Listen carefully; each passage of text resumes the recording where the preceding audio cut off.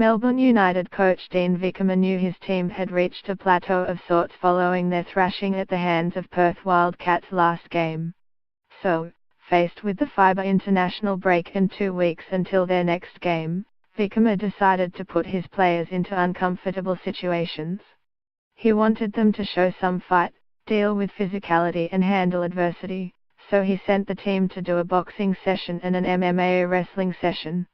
The MMA session was on Monday, with the team going through about 75 minutes of relentless drills, which saw them constantly competing against each other. With Melbourne United not taking the court again until they host Illawarra Hawks at Highsea Arena on Monday night, it's not yet clear if the plan worked, but it certainly gave the team a shake-up. It was pretty full-on. It was MMA kind of wrestling, so it was a lot of holds and trying to get out of holds, Vickerman said. There was nowhere to hide, and if you are laying on the ground and someone has got you down, you have to stay there for as long as you have got to stay there until you are out of it. There was a fight element, you can't quit and need to make third and fourth efforts, and the boys handled it well.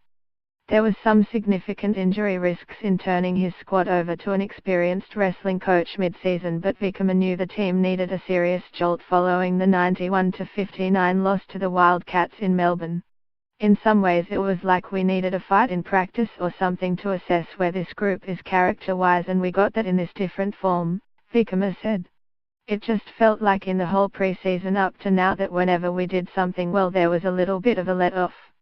There is physical toughness and a mental toughness that is needed, you can't be satisfied. I don't know if this group believed their own hype or different things. As a coaching staff and leaders we have to lift the level of training, we have to continue to make it a little uncomfortable. Australian Boomers guard Chris Goulding was expected to rejoin the team on Tuesday night for a team dinner and training on Thursday, while New Zealand development forward Toe Highsmith-Milner was also expected to return to the squad later this week. If Melbourne United fans are concerned one of their stars might leave the NBL and chase an MMA championship belt, Vickerman thinks it's unlikely. Ty Wesley combined strength with agility, so all round he was probably on top of our list, but Pete Hooley surprised me a bit with the amount of fight he put up against some of the bigger guys, Vickerman said. I don't think any of them want to be a wrestler, it was one of the hardest things some of those guys have done.